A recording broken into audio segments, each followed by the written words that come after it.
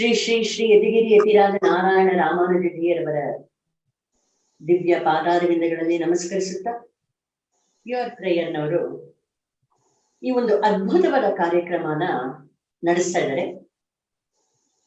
ಯತಿರಾಜ ಮಠ ಬೆಂಗಳೂರು ಹಾಗೂ ಸಂಗೀತ ಸಂಭ್ರಮ ವತಿಯಿಂದ ಈ ಕಾರ್ಯಕ್ರಮ ನಡೀತಾ ಇದೆ. ಆಳ್ವಾರರ 4,000 ದಿವ್ಯ ಪ್ರಬಂಧದಲ್ಲಿ ಒಂದಾದ ಆಂಡಾಳಮ್ಮನವರ ತಿರುಪಾವೆಯನ್ನ ಶ್ರೀಮತಿ ಆಂಡಾಳ್ ಶ್ರೀರಾಮ್ ಎಲ್ರಿಗೂ ಹೇಳ್ಕೊಟ್ಟು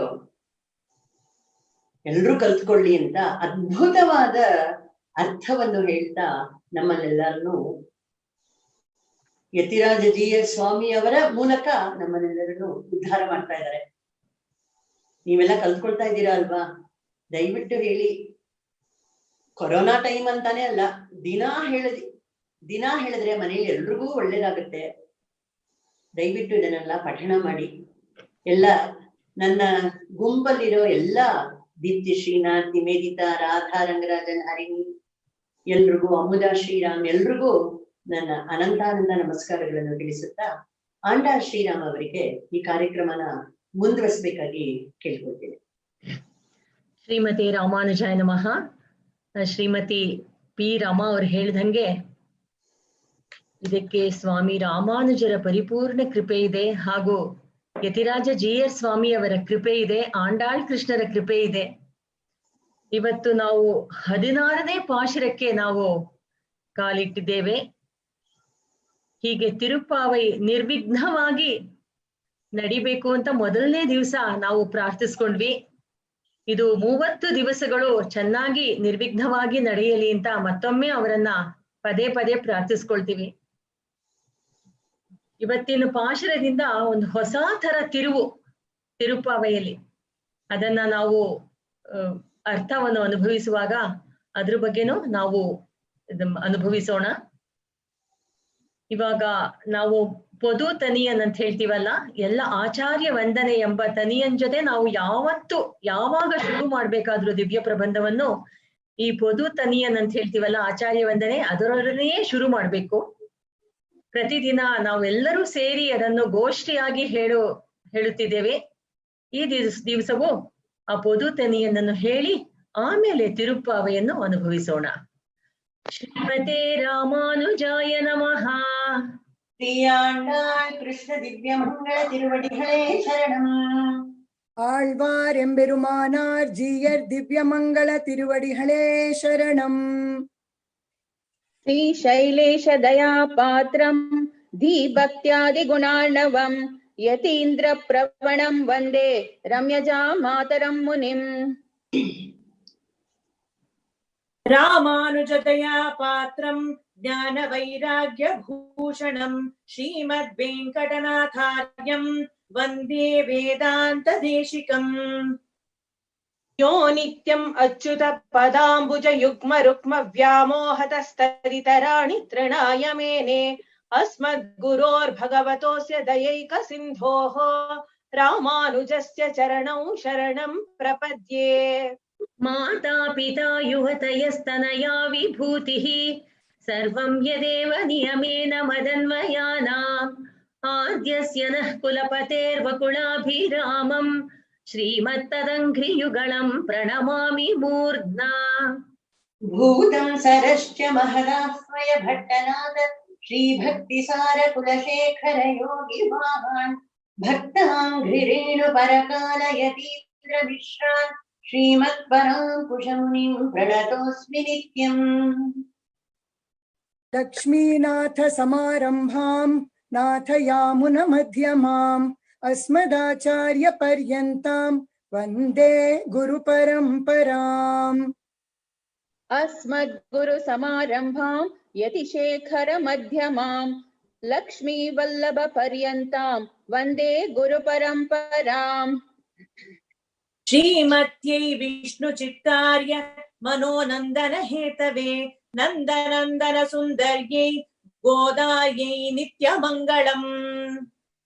आषाढे पूर्व फल्गुन्यां तुलसी काननोद्भवां पाण्ड्ये विश्वम्भरां गोदां वन्दे श्रीरङ्गनायकीम्.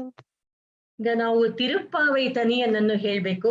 ಅದನ್ನು ಶ್ರೀಮತಿ ಪಿ ರಮಾ ನೀವ್ ಹೇಳಿ ಅಂತ ಕೇಳ್ಕೊಳ್ತೀನಿ.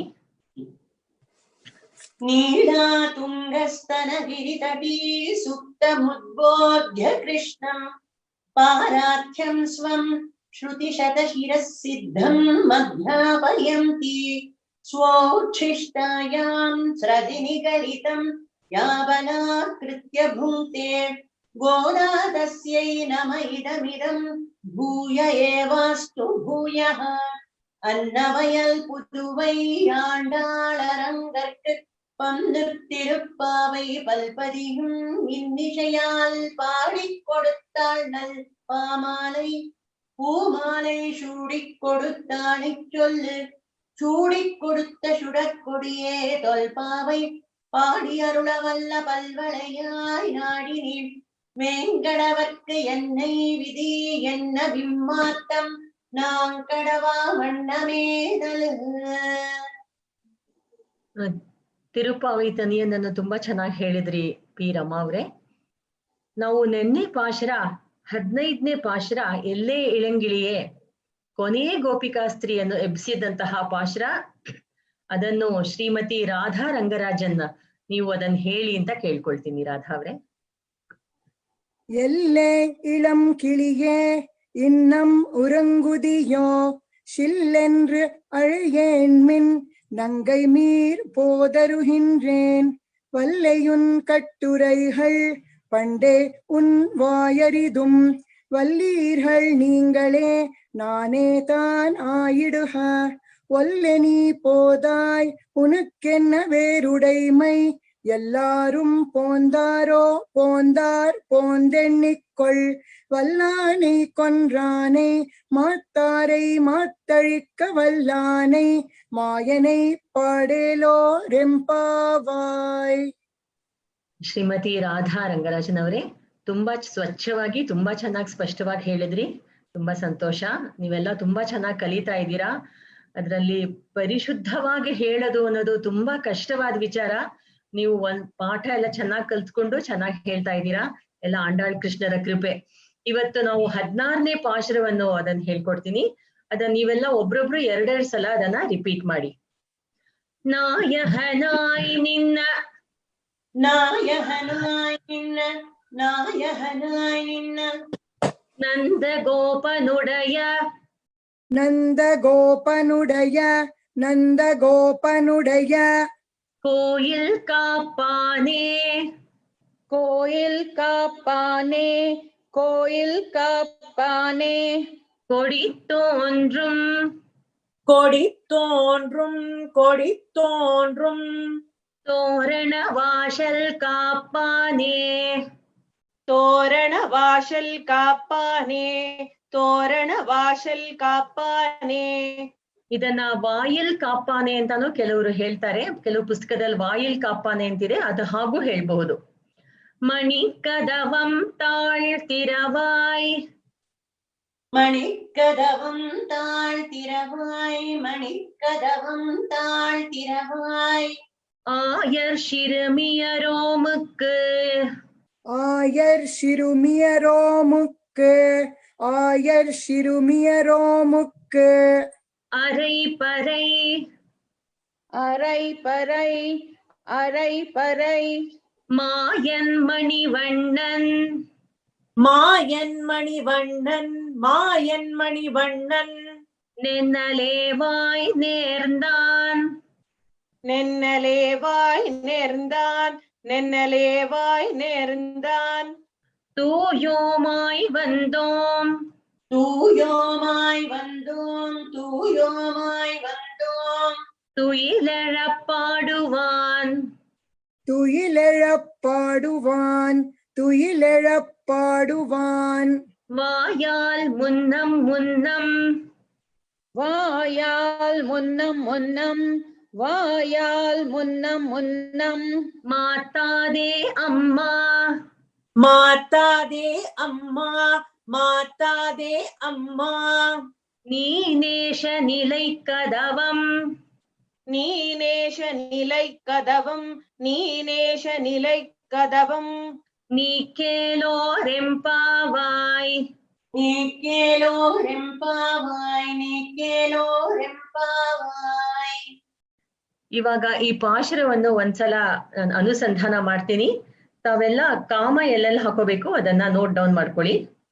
நாயகனாய் நின்ன நந்தகோபனுடைய கோயில் காப்பானே, கொடித்தோன்றும் தோரண வாசல் காப்பானே, மணிக்கதவம் தாழ்த்திரவாய் ஆயர் சிறுமியரோமுக்கு, அரைபறை மாயன் மணிவண்ணன் நென்னலேவாய் நேர்ந்தான், தூயோமாய் வந்தோம் துயிலழ பாடுவான், வாயால் முன்னம் முன்னம் மாத்தாதே அம்மா, நீ நேஷ நிலை கதவம் நீ ಕೇಳೋರೆಂಪಾವಾಯ್.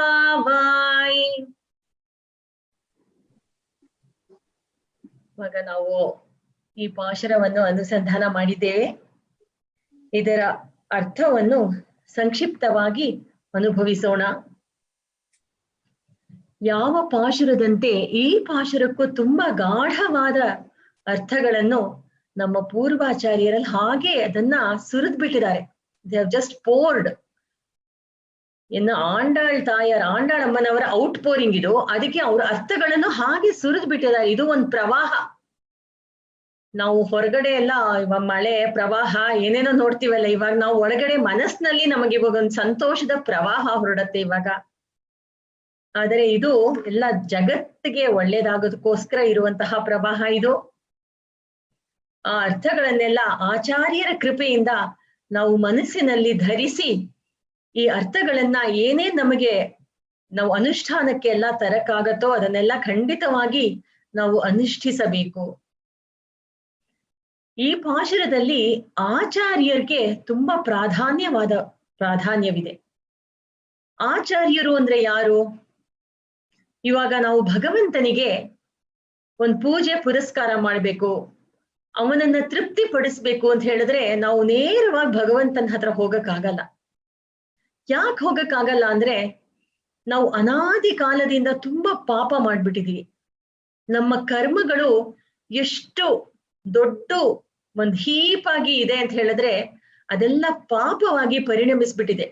ಅದ್ರಲ್ಲಿ ಪುಣ್ಯವೂ ಇದೆ. ನಾವು ಸುಖ ಅಂತ ಅನುಭವಿಸ್ತೀವಲ್ಲ ಅದೆಲ್ಲ ಪುಣ್ಯದ ಅನುಭವ. ಅದೇ ನಾವು ಜೀವನದಲ್ಲಿ ಕಷ್ಟ ಅನುಭವಿಸುವಾಗ ನಾವು ಬೇರೆಯವರನ್ನ ಅದನ್ನ ಕಾರಣ ಅಂತ ಹೇಳ್ಬಾರ್ದು. ಬೇರೆ ಯಾರು ಕಾರಣ ಅಲ್ಲ, ನಮ್ ಕರ್ಮವನ್ನು ನಾವು ಅನುಭವಿಸ್ತಾ ಇರ್ತೀವಿ. ಇದನ್ನೆಲ್ಲ ಹೇಗಪ್ಪ ಪಾರಾಗೋದು? ಈ ಕರ್ಮದಿಂದ, ಈ ಕಷ್ಟಗಳಿಂದ, ಈ ಪಾಪದಿಂದ ಹೇಗೆ ನಾವು ತಪ್ಪಿಸ್ಕೊಳ್ಳೋದು ಅಂತ ಯೋಚನೆ ಮಾಡಿದ್ರೆ ಅದ್ ಹೇಗ್ ಸಾಧ್ಯ ಅಂತಂದ್ರೆ ಒಂದು ಆಚಾರ್ಯನ ಕೈಯಲ್ಲಿ ಅದು ಸಾಧ್ಯ. ನಾವು ಆಚಾರ್ಯರ ಪಾದವನ್ನು ಆಶ್ರಯಿಸ್ಬಿಟ್ರೆ ಅವಾಗ ಭಗವಂತ ನಮ್ಮನ್ನ ಒಂದು ಆಟಿಕೆಯಾಗಿ ಉಪಯೋಗಿಸಲ್ಲ. ಏನಂದ್ರೆ ಒಂದು ಬೊಮ್ಮೆನ ಪಪ್ಪೆಟ್ ಶೋನಲ್ಲಿ ಹೇಗ್ ತಿರುಗಿಸಿದ್ರು ಅದು ತಿರ್ಗತ್ತೆ. ಅದ್ ಕೈಗೊಂದ್ ಕೈ ಎತ್ಬೇಕು ಅಂದ್ರೆ ಒಂದ್ ದಾರನ್ ಎಳಿತಾರೆ, ಕಾಲ್ ಎತ್ಬೇಕು ಅಂದ್ರೆ ಒಂದ್ ದಾರ ಎಳಿತಾರೆ. ಹಾಗೆ ನಾವು ಭಗವಂತನ ಲೀಲೆನಲ್ಲಿ ನಾವು ಸೂತ್ರದ ಗೊಂಬೆಗಳಂತಿದ್ದೀವಿ. ಅದೆಲ್ಲ ನಾವು ಸೂತ್ರದ ಗೊಂಬೆಗಳಂತ ಆಗದೆ ನಾವು ಭಗವಂತನ ಕೃಪೆಗೆ ವಿಷಯವಾಗಬೇಕು ಅಂತ ಹೇಳಿದ್ರೆ ಅದಕ್ಕೆ ಏನ್ ಉಪಾಯ ಅಂತ ಹೇಳಿದ್ರೆ ನಮಗ್ ಸುಲಭವಾದ ಉಪಾಯ ತೋರಿಸ್ಬಿಟ್ಟಿದ್ದಾರೆ. ಏನಂದ್ರೆ ಒಂದು ಸದಾಚಾರ್ಯರ ಪಾದವನ್ನು ಬಿಗಿಯಾಗಿ ಹಿಡ್ಕೊಳ್ಳಿ. ಅವರು ನಿಮಗೆ ಸದ್ ಮಾರ್ಗವನ್ನು ತೋರಿಸಿ ನಿಮ್ಮನ್ನ ಆ ಭಗವಂತನ ನಿತ್ಯವಾಸವಾದ ನಿತ್ಯಾನುಭವ ದಿವ್ಯ ವೈಭವೋನ್ಮತ ಮುಖವಾದ ದಿವ್ಯವಾದ ಸಾನ್ನಿಧ್ಯವನ್ನು ಕೊಡ್ತಾನೆ. ಶ್ರೀ ವೈಕುಂಠವನ್ನು ಕರುಣಿಸ್ತಾನೆ.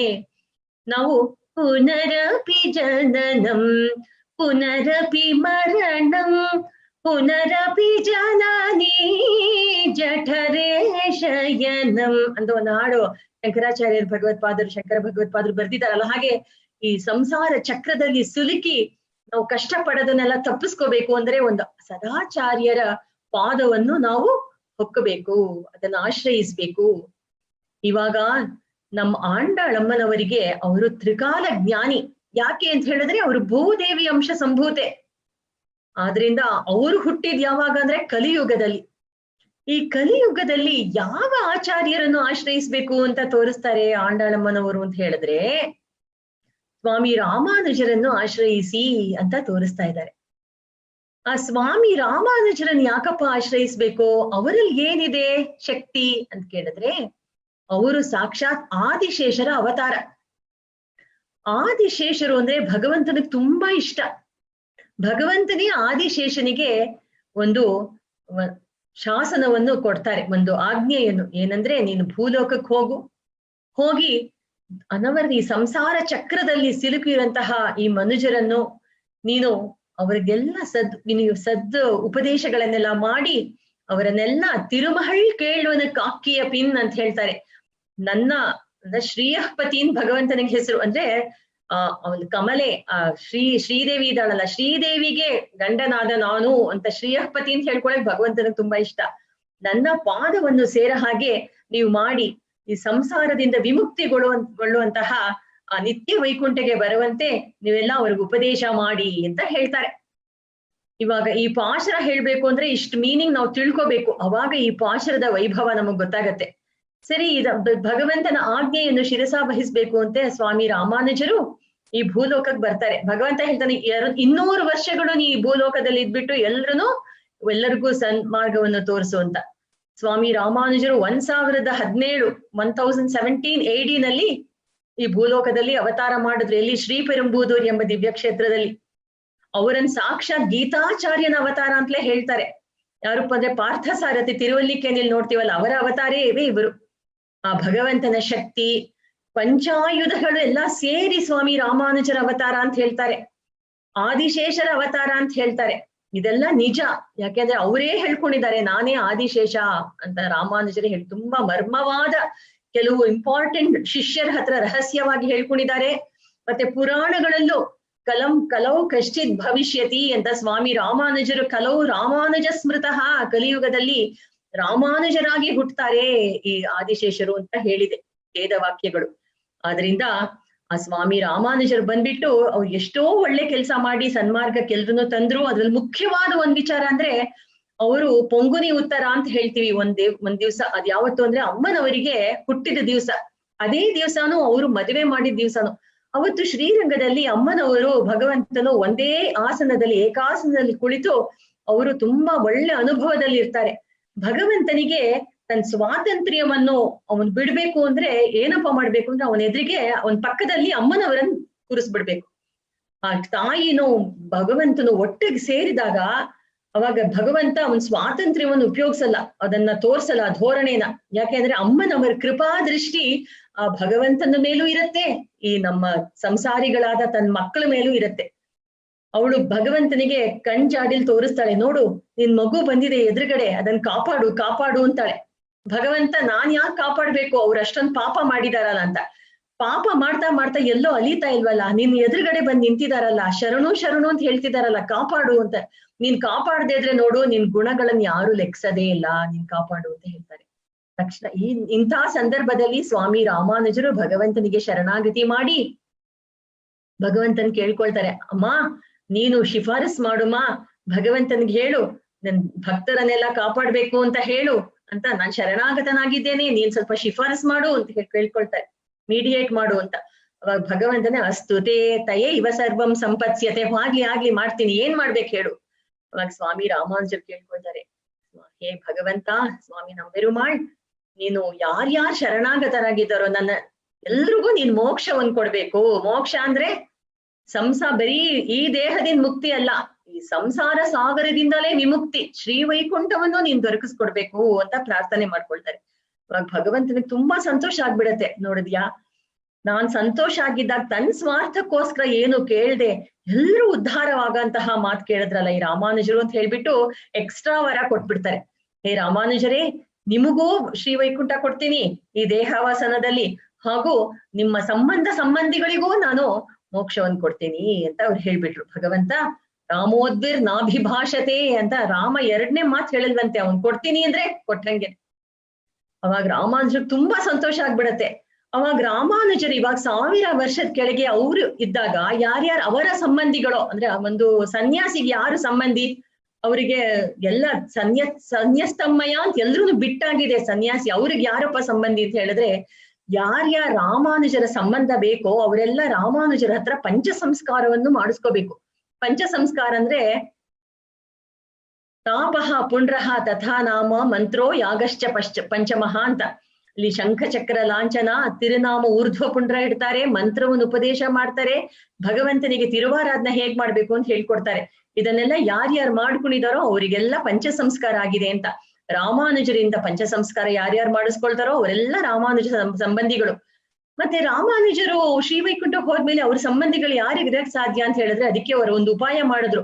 74 ಸಿಂಹಾಸನಾಧಿಪತಿಗಳನ್ನ ಬೇರೆ ಏರ್ಪಾಡ್ ಮಾಡಿದ್ರು. ಅವರಿಗೆಲ್ಲ ಅವರು ಲೈಸೆನ್ಸ್ ಕೊಟ್ರು. ನೀವು ಪಂಚ ಸಂಸ್ಕಾರ ಮಾಡಕ್ ನಾನು ಲೈಸೆನ್ಸ್ ಕೊಡ್ತೀನಿ, ನೀವ್ ಯಾರ್ಯಾರ ಪಂಚ ಸಂಸ್ಕಾರ ಮಾಡ್ತೀರೋ ಅವರೆಲ್ರಿಗೂ ನನ್ನ ಸಂಬಂಧ ಏರ್ಪಡತ್ತೆ ಅಂತ ಹೇಳ್ಬಿಟ್ರು. ಆದ್ರಿಂದ ಆ 74 ಸಿಂಹಾಸನಾಧಿಪತಿಗಳು 1000 ವರ್ಷದಿಂದ ಪರಂಪರೆಯಾಗಿ ಬಂದು ಇವಾಗ್ಲೂ ಆ 74 ಸಿಂಹಾಸನಾಧಿಪತಿಗಳಾಗಿದ್ದಾರೆ. ಅದರಲ್ಲಿ ಒಬ್ರು ನಮ್ಮ ಪರಮ ಪೂಜ್ಯರಾದ ಯತಿಗಿರಿ ಯತಿರಾಜ ನಾರಾಯಣ ರಾಮಾನುಜೀಯರ್ ಸ್ವಾಮಿ. ಅವರು ಸ್ವತಃ ರಾಮಾನುಜರು ಏರ್ಪಾಡು ಮಾಡಿದ್ದ ಯತಿರಾಜ ಮಠ ಮೇಲ್ಕೋಟೆನಲ್ಲಿ, ಅಲ್ಲಿ ರಾಮಾನುಜರಿಂದ ಆ ಪರಂಪರೆಯಲ್ಲಿ ಬಂದವರು ಅವ್ರ ಹತ್ರ ಪಂಚ ಸಂಸ್ಕಾರ ಮಾಡ್ಕೊಂಡ್ರೆ ಖಂಡಿತ 100%, 200%, 1000% ನಮಗೆ ಶ್ರೀವೈಕುಂಠ ಈ ಸಂಸಾರ ಚಕ್ರದಿಂದ ವಿಮುಕ್ತಿ ಸಿಗತ್ತೆ. ಅಂತಹ ಸಂಬಂಧಿಗಳಿಗೆ ಏರ್ಪಾಡು ಮಾಡ್ಕೊಟ್ರು. ಆ ರಾಮಾನುಜರ ಕೃಪೆಗೆ ನಾವು ಏನನ್ನ ನಾವು ಪ್ರತಿಯಾಗಿ ಕೊಡಕ್ ಸಾಧ್ಯ? ಅಂತಹ ನಾಯಕನ್ ಅಂತ ಹೇಳ್ತಾರೆ. ನಾಯಕ ಯಾರು ಅಂದ್ರೆ ಈ ಆಚಾರ್ಯರ ಸಂಬಂಧ, ಅವರ ಅಭಿಮಾನ ಬೇಕು ನಮ್ಗೆ. ಆಚಾರ್ಯರ ಅಭಿಮಾನ ಹೇಗಪ್ಪ ಬೇಕು ಅಂದ್ರೆ ಆಚಾರ್ಯರ ಸೇವೆ ಮಾಡ್ಬೇಕು ನಾವು. ಪಂಚ ಸಂಸ್ಕಾರ ಮಾಡಿಸ್ಕೊಂಡ್ ಬಂದ್ಬಿಟ್ಟು ಸರಿ ನಂಗೆ ಮೋಕ್ಷ ಅಂತ ಹೇಳ್ಬಿಟ್ರೆ ಅದಾಗಲ್ಲ. ಇವಾಗ ತಂದೆ ತಾಯಿಗೆ ಮಕ್ಳು ಹುಟ್ಟತ್ತೆ, ನೀನ್ ನನ್ ತಂದೆ, ನಾನ್ ನಿನ್ ಮಗ ಅಂತ ಹೇಳ್ಬಿಟ್ಟು ಅವ್ನ್ ಎಲ್ಲೋ ತಿರ್ಕೊಂಡು ಫಾರಿನ್ ಅಲ್ಲಿ ಅಲ್ಲೇ ಇದ್ಬಿಟ್ಟು ತಂದೆ ತಾಯಿ ಒಂದ್ ಸಮಾಚಾರನ ಹೇಳ್ದೆ, ಲೆಟ್ರು ಬರ್ದೆ, ಫೋನು ಮಾಡ್ದೆ, ತಂದೆ ತಾಯಿಗೆ ಆಪತ್ತಾದಾಗ ಅವ್ರನ್ನ ನೋಡ್ದೆ, ಎಲ್ಲೋ ತಾನು ತಪ್ಪಿಸ್ಕೊಂಡು ಹೊರಟೋದ್ರೆ ಸಂಬಂಧ ಬಿಟ್ಟು ಹೋಯ್ತು ಅಂತ ಅರ್ಥ. ಹಾಗೆ ಆಚಾರ್ಯರ ಸಂಬಂಧ ಮಾತ್ರ ಒಂದು ದಿವ್ಸನೂ ನಾವು ಬಿಡಬಾರ್ದು. ದಿನಾ ಅವರ ಸೇವೆ ಮಾಡ್ಬೇಕು. ಯಾವ ರೀತಿ ಸೇವೆ ಮಾಡ್ಬೇಕು ಅನ್ನೋದು ಮುಂದೆ ಯಾವಾಗ್ಲಾದ್ರೂ ನಮಗೆ ಅವಕಾಶ ಸಿಕ್ಕಾಗ ಅದನ್ನ ಹೇಳೋಣವಾಗ್ಲಿ.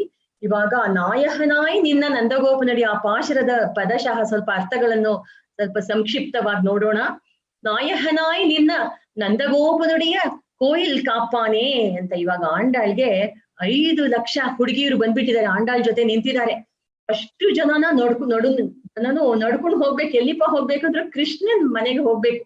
ನೀವೆಲ್ಲ ಬೃಂದಾವನಕ್ಕೆ ಹೋಗಿದ್ದೀರಾ ಅಂತ ಅನ್ಕೊಂಡಿದೀನಿ.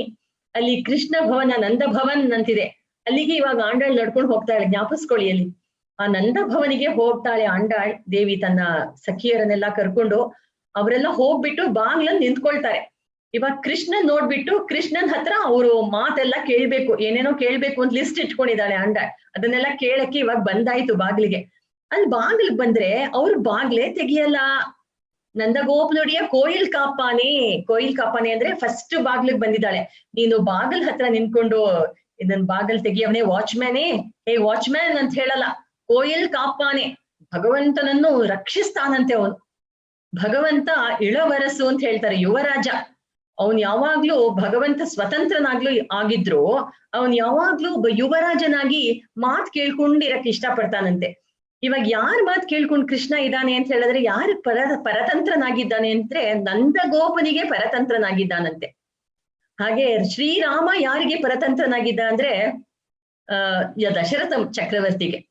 ಭಗವಂತ ಶ್ರೀ ವೈಕುಂಠದಲ್ಲಿ ಯಾರಿಗೆ ಪರತಂತ್ರನಾಗಿದ್ದಾನೆ ಅಂದ್ರೆ ಅಲ್ಲೂ ಪರತಂತ್ರನೇ ಅವನು. ಯಾರಿಗೆ ಅಂದ್ರೆ ವಿಶ್ವಕ್ಸೇನರಿಗೆ ಪರತಂತ್ರನಾಗಿದ್ದಾನಂತೆ. ಇಳವರಶ ವೈಕುಂಠ ಕುಟ್ಟನ್ ಅಂತ ಹೇಳ್ತಾರೆ ಆಳ್ವಾರ್ಗಳು. ಹಾಗೆ ಇವನು ನಂದಗೋಪನಿಗೆ ಕುವರನಾಗಿದ್ದಾನೆ, ಪರತಂತ್ರನಾಗಿದ್ದಾನೆ. ಅಂತಹ ನಂದಗೋಪನ ಬಾಗಿಲು ಕಾಯ್ತಾ ನಿಂತಿದ್ಯಲ್ಲ, ನಾವ್ ಇಲ್ಲಿ ಬಂದಿದೀವಿ ನೋಡಪ್ಪ, ಕೋಯಿಲ್ಕ ಕೊಡಿತ್ತು ಅಂದ್ರು ತೋರಣ ವಾಶಲ್, ಅಲ್ಲಿಂದ ಮುಂದೆ ಹೋಗ್ಬಿಟ್ಟು ತೋರಣ ವಾಶಲ್, ತೋರಣ ಕಟ್ಕೊಂಡು ಒಬ್ರಿದಾರಂತೆ. ಇವಾಗ ನಾವೆಲ್ಲ ಮನೇಲಿ ತೋರಣ ಕಟ್ಬೇಕು ಅಂದ್ರೆ ಯಾವತ್ ಕಟ್ತೀವಿ? ಏನಾದ್ರು ಹಬ್ಬ ಹರಿದಿನ ಅಂದ್ರೆ ತೋರಣ ಕಟ್ತೀವಿ. ಏನಾದ್ರು ಮನೇಲಿ ಫಂಕ್ಷನ್ ಅಥವಾ ಶ್ರೀ ಕೃಷ್ಣ ಜಯಂತಿ, ರಾಮನವಮಿ ಇಂಥ ದಿವ್ಸ ನಾವು ತೋರಣ ಕಟ್ತೀವಿ. ಅಂದ್ರೆ ಭಗವಂತನ ಮನೆಯಲ್ಲಿ ಯಾವಾಗ್ಲೂ ತೋರಣ ಇರ್ಬೇಕಂತೆ, ಯಾವಾಗ್ಲೂ ತೋರಣ ಇರತ್ತೆ ನಂದಗೋಕುಲದಲ್ಲಿ. ಯಾಕೆ ಅಂದ್ರೆ ಇಲ್ಲಿ ಯಾರ ಭಕ್ತರು ಬಂದ್ರು ಅವ್ರನ್ನ ಯಾವಾಗ್ಲೂ ಕಾಪಾಡಲಾಗುತ್ತದೆ ಅಂತ ಬೋರ್ಡ್. ತೋರಣ ಅಂದ್ರೆ ಅದೇ ಬೋರ್ಡ್, ಕಾಪಾಡ್ತೀವಿ ಅಂತ. ನೋಡ್ರು ತೋರಣ ವಾಶಲ್ ಕಾಪಾನೆ, ನೀನ್ ತೋರಣ ಕಟ್ಕೊಂಡಿದ್ರಿಂದನೇ ಹೇಳ್ತಾ ಇದೀಯಾ ನಮ್ಮನ್ನೆಲ್ಲ ಕಾಪಾಡ್ತೀಯಾ ಅಂತ, ನೀನ್ ಸ್ವಲ್ಪ ಬಾಗಲ್ ತೆಗಿತೀಯಾ ಅಂತ ಇವ್ರು ಕೇಳ್ತಾರೆ. ತೋರಣ ವಾಶಲ್ ಕಾಪಾನೆ ಅಂತ ಕೇಳಿದ ತಕ್ಷಣ ಅವನ್ ಹೇಳ್ತಾನೆ, ಅಯ್ಯಯ್ಯೋ ನಾನೆಲ್ಲ ಬಾಗಲ್ ತೆಗಿಯಕ್ ಸಾಧ್ಯವೇ ಇಲ್ಲ. ಇಲ್ಲಿ ನೀವೇನು ಬೆಳಗಿನ ಜಾವ ಬಂದ್ಬಿಟ್ಟಿದೀರಾ, ನೀವ್ ಯಾರು ಅಂತ ನನಗ್ ಗೊತ್ತಿಲ್ಲ, ನನಗ್ ಒಳಗಡೆಯಿಂದ ಆರ್ಡರ್ಸು ಇಲ್ಲ ಬಾಗಲ್ ತೆಗಿಬೇಕು ಅಂತ, ನನ್ ಖಂಡಿತ ಬಾಗಲ್ ತೆಗಿಯಲ್ಲ ಅಂತ ಹೇಳ್ಬಿಡ್ತಾರೆ. ಅವಾಗ ಯಾಕಪ್ಪ ಬಾಗಲ್ ತೆಗಿಯಲ್ಲ? ನಾವೇನು ನಮ್ಮನ್ನ ನೋಡಿದ್ರೆ ಬಾಗಲ್ ತೆಗಿಬಾರ್ದು ಅಂತ ಅನ್ಸತ್ತಾ ನಿನಗೆ ಅಂತಾರೆ. ನೋಡುಮ್ಮ, ಇದು ಕೃಷ್ಣಾವತಾರ, ಏನ್ ರಾಮಾವತಾರ ಅಲ್ಲ. ರಾಮಾವತಾರದಲ್ಲಿ ಅದು ತಿರು ಅಯೋಧ್ಯೆ. ಆ ಅಯೋಧ್ಯೆನಲ್ಲಿ ಎಂತ ಜಲಕೋಟ, ದುರ್ಗಕೋಟ, ಕಲ್ಲಿನ ಕೋಟೆ, ಎಲ್ಲ ಕೋಟೆಗಳಿತ್ತು. ಮತ್ತೆ ಅಲ್ಲಿ ಯಾರು ಮಂತ್ರಿಗಳು ಅಂದ್ರೆ ಮಂತ್ರವಾದಿಗಳು, ವಸಿಷ್ಠರು, ಸುಮಂತ್ರ, ವಾಮದೇವ, ಅವರೆಲ್ಲ ಮಂತ್ರಿಗಳಾಗಿದ್ರು. ಅವಾಗ ಮತ್ತೆ ಇಬ್ರು ಅಲ್ಲಿ 4 ಜನ ಅವ್ರ ಮಕ್ಕಳು ದಶರಥನಿಗೆ, ಒಬ್ರೊಬ್ರು ಪರಾಕ್ರಮಶಾಲಿಗಳು. ಅಲ್ಲಿ ರಾಮನೇ ಒಬ್ನೇ ಸಾಕು ಎಲ್ರುನು ಸೋಲ್ಸಕ್ಕೆ. ಅವನ್ ಬಿಟ್ರೆ ಮೊದಲ್ ಲಕ್ಷ್ಮಣ, ಭರತ, ಶತ್ರುಘ್ನ ಎಲ್ರು ಬಿಲ್ಲಾಳುಗಳು, ಅವರೆಲ್ಲ ಇದ್ರು. ಮತ್ತೆ ಅದು ತ್ರೇತಾಯುಗದಲ್ಲಿ ಎಲ್ರು ಜನರೆಲ್ಲ ಯಾವಾಗ್ಲೂ ರಾಮನಿಗೆ ಒಳ್ಳೇದಾಗ್ಲಿ ಅಂತ ಎಲ್ರು ಊರನವರೆಲ್ಲ ಪ್ರಾರ್ಥಿಸ್ಕೊಳ್ತಾ ಇದ್ರು ರಾಮನ ಒಳಿತಿಗಾಗಿ. ಆದ್ರೆ ಇದು ಯಾವ ಯುಗ ಗೊತ್ತಾ? ಇದಿನ್ನೇನ್ ಕಲಿಯುಗಕ್ಕೂ ತುಂಬಾ ಹತ್ರ ಬಂದಿರೋ ದ್ವಾಪರ ಯುಗ ಇದು. ಇದೇನ್ ಕೋಟೆ ಏನಾದ್ರೂ ಇದೆಯಾ ಅಂದ್ರೆ ಕೋಟೆನೇ ಇಲ್ಲ. ಇಲ್ಲಿ ಕಂಸನ್ ಊರ್ಗೂ ನಮ್ಮ ಊರ್ಗೂ ಒಂದೇ ಒಂದ್ ಯಮುನಾ ನದಿ ಒಂದಿದೆ, ಚಿಕ್ಕ ಸ್ಟ್ರಿಪ್ ಹರಿಯತ್ತೆ. ಆ ಕಂಸನು ಒಳ್ಳೆಯವನ ಅಂದ್ರೆ ತುಂಬಾ ಕೆಟ್ಟವನು. ಆಯ್ತು ಅಂದ್ರೆ ಕೃಷ್ಣನ್ ಕೊಲ್ಲಕ್ಕೆ ಕಾಯ್ತಾ ಇದ್ದಾನೆ. ಮತ್ತೆ ಇಲ್ಲಿ ಏನಪ್ಪಾ, ನಾವು ಮರ ನೋಡೋಣ ಅಂದ್ರೆ ಅಲ್ಲಿ ಮರದಲ್ಲಿ ಬೇಲದ್ಕಾಯಿ ಮರದಲ್ಲಿ ಒಂದ್ ರಾಕ್ಷಸ ಇದ್ದಾನೆ. ಮತ್ತೆ ಏನಪ್ಪಾ ಒಂದ್ ಹಾವು ಹೋಯ್ತಾ ನೋಡಿದ್ರೆ ಅಂದ್ರೆ ಅಘಾಸುರ ಆನ್ ಬಾಯಿ ತೆಗೆದುಕೊಂಡಿದ್ದಾನೆ. ಏನಾದ್ರೂ ಒಂದು ನದಿ ಹತ್ರ ಹೋಗಿ ನೀರ್ ಕುಡಿಯೋಣ ಅಂದ್ರೆ ಅಲ್ಲಿ ಕಾಳಿಂಗ ಸರ್ಪ ಕಾಯ್ತಾ ಇದೆ. ಹೀಗೆ ಒಂದು ಗಾಡಿ ಕೆಳಗೆ ಮಗುನ್ ಬಿಡೋಣ ಅಂದ್ರೆ ಅಲ್ಲಿ ಶಕಟಾಸುರ ಇದ್ದಾನೆ. ಹಾಯಾಗಿ ವನವಿಹಾರಕ್ಕೆ ಹೋಗೋಣ ಅಂದ್ರೆ ಅಲ್ಲಿ ಒಂದು ಬಿರುಗಾಳಿ ಅಸುರ ಯಾವನು ತೃಣಾವರ್ತ ಇದ್ದಾನೆ. ಯಾರನ್ನು ನಂಬಕ್ಕಾಗಲ್ಲ. ಒಂದ್ ಇರುವೆ, ಒಂದು ಹಸು, ಯಾರದ ಕೆಟ್ಟದು ಬಂದ್ಬಿಡತ್ತೆ. ಕೆಟ್ಟ ರಾಕ್ಷಸರಿದ್ದಾರೆ, ನಂಬಕ್ಕಾಗಲ್ಲಮ್ಮ. ಅದಕ್ಕೆ ನಾವು ನಿಮ್ಮನ್ ಬಿಡಕ್ಕಾಗಲ್ಲ. ಆ ಮಕ್ಕಳು ಇದು ಗೋಪಿಯರೆಲ್ಲ ಪಾಪ ಯಾರಾದ್ರೂ ರಾಕ್ಷಸರು ಬಂದ್ರೆ ಹೆದರ್ಕೊಂಡ್ ಬಿಡ್ತಾರೆ. ಹೆದರ್ಕೊಂಡು ಕೃಷ್ಣನ್ ಹತ್ರನೇ ಬರ್ತಾರೆ ರಕ್ಷಿಸು ಅಂತ. ಅವ್ರಿಗೆಲ್ಲ ಎಡಗೈ ಬಲಗೈ ಗೊತ್ತಿಲ್ದಿರೋ ಅವ್ರ ಮುಗ್ಧರು. ಅದಕ್ಕೆ ನಿಮ್ಮನ್ನೆಲ್ಲ ಬಿಡಕ್ಕಾಗಲ್ಲ ಅಂತ ಹೇಳ್ತಾರೆ. ಅವಾಗ ತೋರಣ ವಾಶಲ್ ಕೊಡಿತ್ತು ಅಂದ್ರು ತೋರಣ ವಾಶಲ್ ಕಾಪಾನೇ ಮಣಿಕರವಂ ತಾಳ್ತಿರವಾಯ್. ನೀನ್ ಬಾಗ್ಲನ್ ತೆಗಿ, ನೀನ್ ಹಾಗೆಲ್ಲ ಹೇಳ್ಬೇಡ. ಶಿರಮಿಯರ್ ನೋಡುಪ್ಪ, ನೀನ್ ಅನ್ಕೊಂಡಾಗೆ ನಾವ್ ರಾಕ್ಷಸರಲ್ಲ. ಆ ಕೃಷ್ಣ ಇದಾನಲ್ಲ, ಭಯಕೃತ್ ಭಯನಾಶನಃ ಅಂತ ಒಂದ್ ಹೆಸರು ಬರುತ್ತಲ್ಲ, ಅವನು ಭಯ ಕೊಟ್ರು ತಕ್ಷಣ ನಾಶ ಮಾಡವನು ಅವನೇ ಒಳಗಡೆನೆ ಇದಾನಲ್ಲ. ಪ್ರಹ್ಲಾದನಿಗೆ ಕತೆ ಕೇಳಿಲ್ವಾ? ಅವನಿಗೆ ಎಷ್ಟು ಭಯ ಬಂದ್ರು ಹೋಗಿಸ್ದವನ ಭಗವಂತ ಅಲ್ವಾ? ನಾವೆಲ್ಲ ಚಿಕ್ಕವರೂಪ ಬಂದಿದೀವಿ, ಬಾಗಲ್ ತೆಗಿ ಪ್ಲೀಸ್ ಅಂತ ಕೇಳ್ತಾರೆ. ಅವಾಗ ನಾವೆಲ್ಲ ರಾಕ್ಷಸರಲ್ಲಪ್ಪ, ನಾವು ಗೊಲ್ಲತಿಯರು ಅಂತ ಹೇಳ್ತಾರೆ. ಆಯರ್ ಅಂದ್ರೆ ಗೊಲ್ಲತಿಯರು ಅಂದ್ರೆ. ಓಹೋಹೋ ನೋಡು, ನಾವು ಹೆಣ್ಮಕ್ಳು ಅಂತಾರೆ. ಓ ಹೆಣ್ಮಕ್ಳ, ರಾಮಾಯಣ ಕೇಳಿಲ್ವಾ ನೀವು? ಶೂರ್ಪಣಿಕಿನೂ ಒಂದ್ ಹೆಣ್ಣೆ. ರಾಮನಿಗೆ ಏನಾದ್ರು ಒಳ್ಳೇದ್ ಮಾಡಿದ್ಲಾ? 14,000 ರಾಕ್ಷಸರನ್ನ ಕರ್ಕೊಂಡ್ ಬಂದ್ಬಿಡ್ಲಿಲ್ವಾ ರಾಮನ್ ಏಕೈಕ ವೀರನ ಜೊತೆ ಯುದ್ಧ ಮಾಡಕ್ಕೆ? ಸೊ ನಾವ್ ಹೆಣ್ಮಕ್ಳನ್ನೆಲ್ಲ ನಂಬಕ್ಕಾಗಲ್ಲ ಅಂತಾರೆ.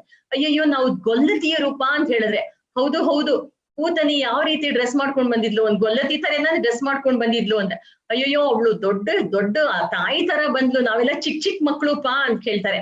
ಸರಿ, ಇಷ್ಟೆಲ್ಲ ಹೇಳದ್ಮೇಲೆ ಆಯರ್ ಶಿರಮಿಯರೋಮಕ್ ನಾವೆಲ್ಲ ಶಿರಮಿಯರೋ ಅಂತ ನಮಗೆ ಪರೈ ಅಂತ ಹೇಳ್ತಾರೆ. ಅರೈ ಅಂದ್ರೆ ನೀನ್ ಹೇಳು, ಸ್ವಲ್ಪ ಹೇಳು ಅಂತ. ಪರೈ ಅಂದ್ರೆ ಏನೋ ಒಂದ್ ಕೇಳ್ಬೇಕು ಅಂತಿದ್ದಾಳೆ, ಅದೇ ಪರೈ ಅಂದ್ರೆ ಒಂದ್ ಪುರುಷಾರ್ಥ. ಶಿರಮಿಯರೋಮಕ್ ಪರೈ ಮಾಯನ್ಮಣಿ ವಣ್ಣನ್ ನೆನ್ನಲೇ ವಾಯ್ನೇರಂದ. ನೋಡು, ನಮ್ಮ ಕೃಷ್ಣ ನೆನ್ನೆ ಅಲ್ಲಿ ಯಮುನಾ ನದಿ ಹತ್ರ ಬಂದ್ಬಿಟ್ಟು ಹಿರಿಯರೆಲ್ಲ ಡಿಸೈಡ್ ಮಾಡಿ ಹೇಳಿದ್ರು, ನಾಳೆ ಕೃಷ್ಣನ್ ಹತ್ರ ಬಂದ್ಬಿಟ್ಟು ನೀವೆಲ್ಲ ಸೇರ್ಕೊಂಡು ಯಮುನಾ ನದಿ ಹತ್ರ ಹೋಗಿ ಅಂತೆಲ್ಲ ಹೇಳಿದ್ರು. ಅವಾಗ ಕೃಷ್ಣನು ಹೇಳ್ದ, ತುಂಬಾ ಲೇಟ್ ಆಗ್ಬಿಟ್ಟಿದೆ, ಇವಾಗ ಹೋಗಿ ನಾಳೆ ನಮ್ಮನೆಗ್ ಬನ್ನಿ, ನಾನ್ ನಿಮಗ್ ಏನೇನ್ ಬೇಕೋ ಎಲ್ಲಾ ಕೊಡ್ತೀನಿ ಅಂತ ಹೇಳಿದ್ದ. ಅದಕ್ಕೋಸ್ಕರ ನಾವು ಬಂದಿದೀವಿ. ಅದು ನೀವು ಎಲ್ರು ಏನೇನೋ ಕೇಳ್ಕೊಳಕ್ ಬಂದಿದ್ದೀರಲ್ಲ, ನಿಮ್ ಮನೆ ಬೇಕು, ಮಠ ಬೇಕು, ಮಕ್ಳಿಗೆ ಮದ್ವೆ ಆಗ್ಬೇಕು, ಇದು ಹೈಯರ್ ಗ್ರೇಡ್ ಹೋಗ್ಬೇಕು, ಒಳ್ಳೆ ಸ್ಟೇಟಸ್ ಇಂಪ್ರೂವ್ ಅದೆಲ್ಲ ಕೇಳ್ಕೊಂಡ್ ಬಂದಿದ್ದೀರೋ ಏನೋ. ಅದಕ್ಕೆ ಇಲ್ಲಿ ನಮ್ಮ ಮನೆ ತನಕ ಬರ್ಬೇಕಾ? ಮನೇಲೆ ಹೋಗಿ ಅದೆಲ್ಲ ಕೊಡಕ್ಕಲ್ಲ ಇಲ್ಲಿರೋದು ಕೃಷ್ಣ ಅಂತ.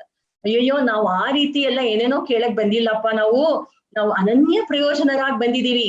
ಬರೀ ಕೃಷ್ಣನ್ ಹತ್ರ ಅವನೇ ಬೇಕು, ತುಯ್ಯಲಡ ಪಾಡುವಾನ್, ಅವನನ್ನ ಎಬ್ಸಿ ಅವನಿಗೆ ಮಂಗಳಾಶಾಸನ ಮಾಡಕ್ಕೆ ಅಂತ ಬಂದಿದೀವಿ. ವಾಯಾನ್ ಮುನ್ನಂ ಮಾತಾದೆ, ನಾನ್ ಸೇರಿಸ್ಕೊಳ್ಳಲ್ಲ ಮುನ್ನಂ ಅಂತ ಅಚ್ಚಿಚೆ ಹೋಗಿ ನೀವು ಬರ್ಬೇಡಿ ಅಂತೆಲ್ಲ ಹೇಳ್ಬೇಡಪ್ಪ.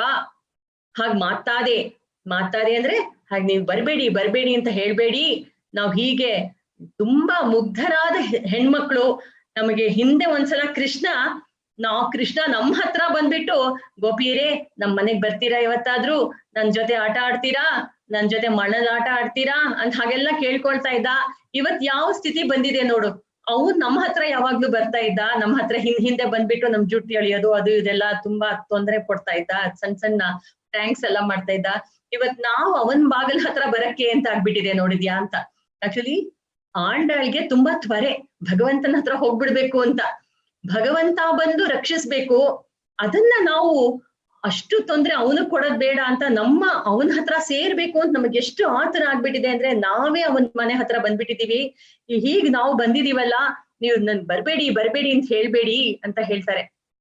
ಯಾರಾದ್ರೂ ದೇವಸ್ಥಾನಕ್ಕೆ, ಕೆಲವು ದೇವಸ್ಥಾನಕ್ಕೆ ಹೋದ್ರೆ ಅಲ್ಲೆಲ್ಲ ನಿಂತಿರ್ತಾರೆ ಕೆಲವರು, ಹೋಗಿ ಹೀಗ್ ಹೋಗಿ ಇದನ್ ಮಾಡ್ಬೇಡಿ ಅದನ್ ಮಾಡ್ಬೇಡಿ ಅಂತ ಹೇಳಿದ್ರೆ ಭಕ್ತರು ಯಾವತ್ತೋ ಕಷ್ಟ ಪಟ್ಕೊಂಡು ಒಂದ್ ದಿವ್ಸ ಟೈಮ್ ಮಾಡ್ಕೊಂಡಿರ್ತಾರೆ ಬರಕ್ಕೆ. ಅಯ್ಯೋ ಭಗವಂತನ್ ಹೋಗ್ಬಿಟ್ಟು ನಿರ್ಮಲವಾದ ಮನಸ್ಸಿನಿಂದ ಯಾವ ತೊಂದ್ರೆನೂ ಇಲ್ಲ ಅವನ್ ದರ್ಶನ ಮಾಡ್ಕೊಂಡು ಹೋಗೋಣ, ಒಂದ್ ಸ್ವಲ್ಪ ಸೇವೆ ಮಾಡಕ್ ಹೋಗೋಣ ಅಂತ ಹೋಗಿರ್ತಾರೆ. ಅವತ್ತಿನ ದಿವ್ಸ ಇವರೆಲ್ಲ ತೊಂದ್ರೆ ಕೊಟ್ಬಿಟ್ರೆ ಅಯ್ಯೋಪ್ಪ ಈ ದೇವಸ್ಥಾನಕ್ಕೆ ಹೋಗೋದೇ ಕಷ್ಟ ಆಗಿದೆಯಲ್ಲ ಅಂತ ಅವ್ರ ಮನಸ್ಸಿಗೆ ಸ್ವಲ್ಪ ಹಿಂಸೆ ಆಗತ್ತಂತೆ. ಹಾಗೆ ಹೇಳ್ತಾ ಇದ್ದಾಳೆ ಅಂಡ್ ನೀವ್ ಬರ್ಬೇಡ ಅಂತ ಹೇಳಿದ್ರೆ ನಮಗ್ ತುಂಬಾ ಒಂದ್ ಮನ್ಸಿಗೆ ತೊಂದ್ರೆ ಆಗತ್ತೆ, ನೀನು ನನಗೆ ಒಳ್ಳೇದ್ ಮಾಡ್ಬೇಕು ಮಾತಾಡೆ ಅಂತ ಹೇಳ್ತಾರೆ. ಇದ್ರಲ್ಲಿ ನಮ್ಮ ದಿವ್ಯ ಪ್ರಬಂಧ, ನಮ್ಮ ಇತಿಹಾಸದಲ್ಲಿ ಒಂದು ಎಕ್ಸಾಂಪಲ್ ಕೊಡ್ತಾರೆ. ಏನಂದ್ರೆ ವಿಭೀಷಣ ಶರಣಾಗತಿ ಪ್ರಸಂಗ. ಅವಾಗ ಸುಗ್ರೀವ ಹೇಳ್ತಾನೆ, ಅಯ್ಯೋ ರಾಮ, ಆ ವಿಭೀಷಣ ಆಕಾಶದಲ್ಲಿ ನಿಂತಿದ್ದಾನಲ್ಲ 4 ರಾಕ್ಷಸರೋಡೆ, ಅವನನ್ನ ನಾವು ಸೇರಿಸ್ಕೋಬಾರ್ದು, ಅವನ್ ತುಂಬಾ ದುಷ್ಟ, ರಾವಣನಿಗೆ ಹಿಂದೆ ಹುಟ್ಟಿದವನು, ಅವನ್ ತಮ್ಮ. ರಾವಣನಷ್ಟೇ ಕ್ರೂರನಾಗಿರ್ಬಹುದು, ಅದು ಅಲ್ಲದೆ ರಾವಣನಿಗೆ ಯಾವಾಗ ಸಮಯಕ್ಕೆ ಅವನ್ ಹೆಲ್ಪ್ ಬೇಕಾಗಿತ್ತೋ ಆ ಟೈಮ್ನಲ್ಲಿ ಅವನನ್ನ ಬಿಟ್ಟು ಬಂದ್ಬಿಟ್ಟಿದ್ದಾನೆ. ಇವಾಗ ನಮ್ಮ ಹತ್ರನೂ ಕಂಟಿನ್ಯೂ ಮಾಡ್ತಾನೆ ಅಂತ ಏನ್ ಗ್ಯಾರಂಟಿ? ಅವನೇನಾದ್ರೂ ಶರಣಾಗತನಾಗ್ಬೇಕಾಗಿದ್ರೆ ನೀನ್ ಅಯೋಧ್ಯೆಯಲ್ಲಿ ಇದ್ದಾಗ ಬಂದ್ ಶರಣಾಗತಿ ಮಾಡ್ಬೇಕಾಗಿತ್ತು. ಇವಾಗ ಬರ್ತಾ ಇದ್ದಾನೆ, ತುಂಬಾ ಅವ್ನ್ ಸೆಲ್ಫಿಶು, ಅವನನ್ನ ಖಂಡಿತ ಸೇರ್ಸ್ಕೋಬೇಡ, ಅವ್ನ್ ಏನೇನ್ ಉಪಾಯ ಮಾಡ್ತಾನೋ, ಏನೇನು ನಮ್ಮಲ್ಲಿ ತೊಂದರೆ ಕೊಡ್ತಾನೋ ಅದನ್ನೆಲ್ಲ ನೀನ್ ಸೇರ್ಸ್ಕೋಬೇಡ, ಅವನ ಹತ್ರ ಬರಬೇಡ, ಅವನನ್ನ ಕೊಂದು ಬಿಡೋಣ ಅಂತ ಹೇಳ್ತಾ ಇರ್ತಾರೆ. ಅವಾಗ ರಾಮ ಇದಕ್ಕೆಲ್ಲ ತುಂಬಾ ಮಾತುಗಳಿದೆ, ಡಿಸ್ಕಸ್ ಎಲ್ಲ ಮಾಡಿ ಅವಾಗ ಆಂಜನೇಯ ಹೇಳ್ತಾನೆ, ಇಲ್ಲ ವಿಭೀಷಣ ಒಳ್ಳೆಯವನ್ ಸೇರಿಸ್ಕೋಬೇಕು ಅಂತ. ಅವಾಗ ಸುಗ್ರೀವನನ್ನ ರಾಮ ಕನ್ವಿನ್ಸ್ ಮಾಡ್ತಾರೆ. ಇದು ಇನ್ನೊಂದ್ ದಿವ್ಸ ಈ ಪ್ರಸಂಗ ಬರುತ್ತೆ, ಅವತ್ ಇನ್ನೊಂದ್ ಸ್ವಲ್ಪ ಡೀಟೇಲ್ ಆಗಿ ಅನುಭವಿಸೋಣ. ಅವಾಗ ಸುಗ್ರೀವ ಆಯ್ತು ಅವನನ್ನ ಸೇರಿಸ್ಕೊಳ್ಳೋಣ ಅಂತ ಸುಗ್ರೀವನನ್ನ ರಾಮ ಕನ್ವಿನ್ಸ್ ಮಾಡ್ತಾನೆ. ಅವಾಗ ಸುಗ್ರೀವ ವಿಭೀಷಣನ ಅವನೇ ಕರ್ಕೊಂಡ್ ಬಂದ್ಬಿಟ್ಟು ರಾಮಂಗ್ ಹೇಳ್ತಾನೆ, ಹೇ ರಾಮ, ನೀನ್ ಇವಾಗ ವಿಭೀಷಣನನ್ನ ಹೇಗ್ ನೋಡ್ಕೋಬೇಕು ಅಂದ್ರೆ, ನಮ್ಮಿಷ್ಟು ಜನ ವಾನರರ್ ಕಂಡ್ರೆ ನಿಂಗೆ ತುಂಬಾ ಪಾಶ ಇದೆ ಅಲ್ವಾ, ತುಂಬಾ ಆಸೆ ಇದೆ ಅಲ್ವಾ, ನಮ್ಮಿಷ್ಟು ಜನರ ಹತ್ರ ನೀನ್ ಏನ್ ಆಸೆ ತೋರಿಸ್ತೀಯೋ ಅದೇ ಆಸೆನ ನೀನು ಈ ವಿಭೀಷಣನ್ ಮೇಲ್ ತೋರಿಸ್ಬೇಕು ಅಂತ ಸುಗ್ರೀವ ಹೇಳ್ತಾನಂತೆ. ಎಷ್ಟು ಆಶ್ಚರ್ಯ! ಇಷ್ಟೊತ್ತನು ಬೇಡ ಅಂತ ಹೇಳ್ತಿದ್ದವನು ಕೊನೆಗೆ ಇವಾಗ ಅವನನ್ನ ತುಂಬಾ ಚೆನ್ನಾಗಿ ನೋಡ್ಕೊ ಅಂತ ಹೇಳೋ ಹಾಗಾಗೋಯ್ತು. ಹಾಗೆ ಇವಾಗ ಈ ಮಾರ್ಷಲ್ ಕಾಪನೆ ಅಂದ್ರೆ ಗೇಟ್ ಕೀಪರ್ಸ್ಗೆ, ವಾಚ್ಮೆನ್ಗೆ ಆಂಡಾಳ್ ಹೇಳ್ತಾ ಇದ್ದಾಳೆ, ನೀನ್ ಬೇಡ ಅಂತ ಹೇಳ್ತಾ ಇದೆಯಲ್ಲ, ಇವಾಗ ನೀನೇ ಶಿಫಾರಸ್ ಮಾಡಿ ಕೃಷ್ಣನ್ ಹತ್ರ ಹೋಗ್ಬಿಟ್ಟು ಇವರೆಲ್ಲ ಬಂದಿದ್ದಾರೆ, ಮುಗ್ಧೆಯರು, ಚಿಕ್ಕ ಮಕ್ಕಳು, ಪೂತನಿ ಶೂರ್ಪಣಿಕೆ ತರ ಅಲ್ಲ, ಮತ್ತೆ ಅಲ್ಲಿ ರಾಕ್ಷಸರೆಲ್ಲ ಬಂದ್ಬಿಟ್ಟು ಕಂಸನಿಂದ ಕಳಿಸಲ್ಪಟ್ಟ ರಾಕ್ಷಸರ ಹಾಗೆ ಅವ್ರಿಗೆ ದುರ್ಬುದ್ಧಿ ಇಲ್ಲ, ಇವರೆಲ್ಲ ನೀನ್ ವಿಷ ಕೊಟ್ರು ನುಂಗಕ್ ರೆಡಿ ಆಗಿದ್ದಾರೆ, ನೀನೇ ಅಲ್ದೆ ಇನ್ ಏನು ಬೇಡ ಅಂತ ಹೇಳಿ ಆತ್ಮದು ಸಮರ್ಪಣಾ ಭಾವದಿಂದ ಬಂದಿದ್ದಾರೆ, ನೀನೇ ಗತಿಯಿಂದ ಬಂದಿದ್ದಾರೆ, ಇವರನ್ನೆಲ್ಲ ನೀನ್ ರಕ್ಷಿಸ್ಬೇಕು ಅಂತ ಹೋಗ ನೀನ್ ಸ್ವಲ್ಪ ಶಿಫಾರಸ್ ಮಾಡಪ್ಪ ಅಂತ ಹೇಳ್ತಾರೆ. ಅವಾಗ ಅಮ್ಮ ಮಾತಾದೆ ಅಮ್ಮ ಅಂತ ಕರೀತಾಳೆ ಆಂಡಾಳ್. ಅಮ್ಮ ಅಂತ ಹೇಳಿದ್ರೆ ಹೇ ರಕ್ಷಕನೇ, ಹೇ ನನ್ನ ಸ್ವಾಮಿಯೇ ಅಂತ. ಅದನ್ನ ಕೇಳಿದ ತಕ್ಷಣ ಈ ದ್ವಾರಪಾಲಕರಿಗೆ ತುಂಬಾ ಸಂತೋಷ ಆಗ್ಬಿಡುತ್ತೆ. ಅಯ್ಯೋ ಈ ಮಕ್ಳು ಎಷ್ಟು ಚೆನ್ನಾಗಿ ಕೇಳ್ತಾ ಇದ್ದಾರೆ, ಯಾವ ರೀತಿ ಕೇಳ್ಬೇಕು ಅದೇ ರೀತಿ ಒಂದು ಆಚಾರ್ಯರ ಹತ್ರ ನೀವೇ ಗತಿ ಒಂದ್ ಶಿಷ್ಯ ಬಂದ್ ಪಾದದ ಹಿಡ್ಕೊಂಡ್ಬಿಟ್ರೆ ಇಷ್ಟು ವಿನಯದಿಂದ ಕೇಳ್ತಾ ಇದ್ದಾರೆ, ಆದ್ರಿಂದ ನಾನು ಬಾಗಲನ್ ತೆಗಿತೀವಿ ಅಂತ ಬಾಗಲ್ ತೆಗೆದ್ಬಿಡ್ತಾರೆ. ನೀನೇಶ ನೆಲೆ ಕದವ ನೀನೇ ತೆಗಿಬೇಕು ಅಂತ. ಇದೇನ್ ಅರ್ಥ ಅಂತ ಹೇಳಿದ್ರೆ, ಸ್ವಾಮಿ ರಾಮಾನುಜರು ನಮ್ಮನ್ನೆಲ್ಲ ಅವರ ಪಾದಕ್ಕೆ ನಾವು ಬಿದ್ದ ಶರಣಾಗತರಾದ ನಮ್ಮನ್ನು ಅವರ ಕೃಪಾ ದೃಷ್ಟಿಗೆ ನಮ್ಮನ್ನು ಸೇರಿಸ್ಕೊಂಡು ಶ್ರೀವೈಕುಂಠಕ್ಕೆ ನಾನ್ ದಾರಿ ತೋರಿಸ್ತೀನಿ, ಶ್ರೀ ವಿಷ್ಣು ಲೋಕ ಮಣಿಮಂಟಪ ಮಾರ್ಗದಾಯಿ ಅಂತ ಸ್ವಾಮಿ ರಾಮಾನುಜರಿಗೆ ಹೇಳ್ತಾರೆ.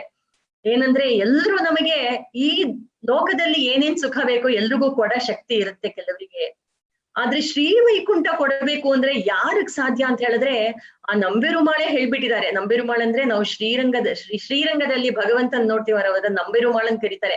ಅವರು ರಾಮಾನುಜರಿಗೆ ಎಲ್ಲಾ ಪವರ್ಸು ಕೊಟ್ಬಿಟ್ರು. ರಾಮಾನುಜರೇ, ನಿಮಗ್ ನಾನು ಶ್ರೀವೈಕುಂಠಕ್ಕೆ ಅಡ್ಮಿಷನ್ ಪವರ್ಸ್ ಎಲ್ಲ ನಿಮಗ್ ಕೊಟ್ಬಿಟ್ಟಿದೀನಿ, ಏನೇನ್ ಅಪ್ಲಿಕೇಶನ್ ಬರುತ್ತೋ ಎಲ್ಲದಕ್ಕೂ ಶ್ರೀವೈಕುಂಠ ಕಳ್ಸಕ್ ನಿಮಗ್ ನಾನು ಅಧಿಕಾರ ಕೊಟ್ಟಿದ್ದೀನಿ ಅಂತ. ಅವಾಗ ರಾಮಾನುಜರು ಯಾರ್ಯಾರು ಪಂಚ ಸಂಸ್ಕಾರ ಮಾಡ್ಕೊಂಡು ಅವರ ಸಂಬಂಧವನ್ನು ಪಡ್ಕೊಳ್ತಾರೋ ಅವರೆಲ್ರಿಗೂ ಶ್ರೀವೈಕುಂಠವನ್ನು ಅವರು ವೋಚ್ ಮಾಡಿದ್ದಾರೆ, ಗ್ಯಾರಂಟಿ ಮಾಡಿದ್ದಾರೆ. ಈ ರೀತಿ ದ್ವಾರಪಾಲಕರು ಅಂದ್ರೆ ಇಲ್ಲಿ ನಮ್ಮ ಆಚಾರ್ಯ ರಾಮಾನುಜರ ಬಗ್ಗೆ ಆಂಡಾಳ್ ಹೇಳಿದಾಳೆ. ಆಂಡಾಳನ್ನು ಪೆರುಂಬೂದೂರ್ ಮಾಮುನಿಕ್ಕಿ ಪಿನ್ನಾನಾಳ್ ವಾಳಿ ಅಂತ ಆಂಡಾಳ್ ಅವರ ಮಂಗಳಾಶಾಸನ ವಾಳಿ ತಿರುನಾಮದಲ್ಲಿದೆ. ಹಾಗೆ ಆಂಡಾಳ್ಗೆ ತಂಗಿ ಅಂತೆ ಇದ್ದ ರಾಮಾನುಜರಿಗೆ ತಂಗಿ ಯಾರು? ಆಂಡಾಳ್. ಈ ತಂಗಿ ಮಾತು ಯಾವತ್ತು ರಾಮೋದ್ವಿರ್ ನಾಭಿಭಾಷತೆ ಅಂತ ಹೇಳಿ ರಾಮನೇ ಹೇಳಿರುವಾಗ ಇನ್ನು ಆಂಡಾಳ್ ದೇವಿಯ ಮಾತಿನ ಮಹಿಮೆ ಕೇಳ್ಬೇಕಾ? ಅದು ಖಂಡಿತ ನಿಜ. ಹೀಗೆ ಆಚಾರ್ಯ ರಾಮಾನುಜರಿಗೆ ವಂದನೆ ಮಾಡ್ತಾ ಈ ನಾಯಹನಾಯ್ ಪಾಶುರವನ್ನು ನಾವು ಸಂಕ್ಷಿಪ್ತವಾಗಿ ಅನುಭವಿಸಿದ್ದೇವೆ. ಇವಾಗ ಈ ಹಾಡನ್ನು ಶ್ರೀಮತಿ ಹರಿಣಿ ಶ್ರೀಧರ್ ಅವರು ಹಾಡ್ಬೇಕು ಅಂತ ಕೇಳ್ಕೊಳ್ತೇನೆ. நாயகனாய் நின்ற நந்த கோபனுடைய நாயகனாய் நின்ற நந்த கோபனுடைய நாயகனாய் நின்ற நந்த கோபனுடைய கோயில் காப்பானே கொடி தோன்றும் தோரண கோயில் காப்பானே கொடி தோன்றும் தோரண வாசல் காப்பானே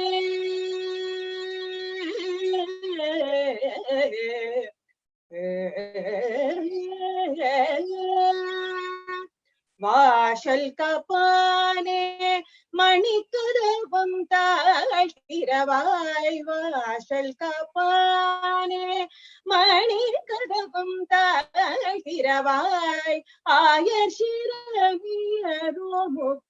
அரை பறை மாயன் மணி வண்ணன் நென்னலே வாய் நேர்ந்தான் மாயன் மணி வண்ணன் நென்னலே வாய் நேர்ந்தான் தூயோமாய் வந்தும் துயிலழப்படுவார் தூயோமாய் வந்தும் துயிலழப்படுவார்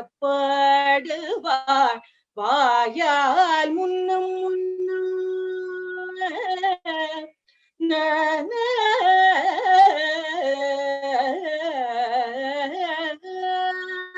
வாயால் முன்னம் முன்னம் மாதாதே அம்மா வாயால் முன்னம் முன்னம் மாதாதே அம்மா நீ நேசநிலை கதவம் நீ கேளோர பாவாய் நாயகனாய் நின்ற நந்தகோப நந்தகோப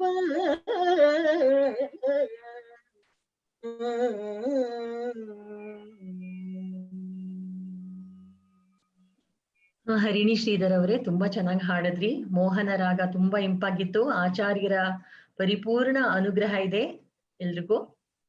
ಇವಾಗ ನಾವು ನಾಳೆ ನಮ್ಮ 17ನೆಯ ಪಾಶರ, ಅದು ಅಂಬರಮೇ ತಣ್ಣೀರೇ ಶೌರ್ಯ ಅರಂಶಯ್ಯಂ ಅಂತ, ಅದು ಇವತ್ತಿಂದ ತುಂಬಾ ಒಳ್ಳೊಳ್ಳೆ ಪಾಶರಗಳು. ಇದನ್ನ ಯಾರು ಮಿಸ್ ಮಾಡ್ಕೊಳ್ಳೋ ಹಾಗೆ ಇಲ್ಲ. ದಿನ ಎಲ್ರು ಅನ್ವಯಿಸ್ಬೇಕು ಅಂತ ಪ್ರಾರ್ಥಿಸ್ಕೊಳ್ತೀವಿ. ಆಚಾರ್ಯರ ಅನುಗ್ರಹಕ್ಕೆ ಪಾತ್ರರಾಗ್ಬೇಕು ಅಂತ ಪ್ರಾರ್ಥಿಸ್ಕೊಳ್ತೀವಿ. ಇಲ್ಲಿಗೆ ನಾಳೆ ನಾವು ಮತ್ತೆ ಅಂಬರಮೇ ತಣ್ಣೀರೆ ಜೊತೆ ನಾವು ಎಲ್ರು ಸಂಧಿಸೋಣ. ಶ್ರೀಮತಿ ರಾಮಾನುಜಾಯ ನಮಃ. திருவடிகளே சரணம். ஆழ்வார் எம்பெருமானார் ஜீயர் திவ்யமங்கள திருவடிகளே சரணம். सर्वापराधान् क्षमस्व क्षमस्व क्षमस्व पुरुषोत्तमा. सर्वं श्रीकृष्णार्पणमस्तु. श्रीमते रामाय नमः. नमस्कार.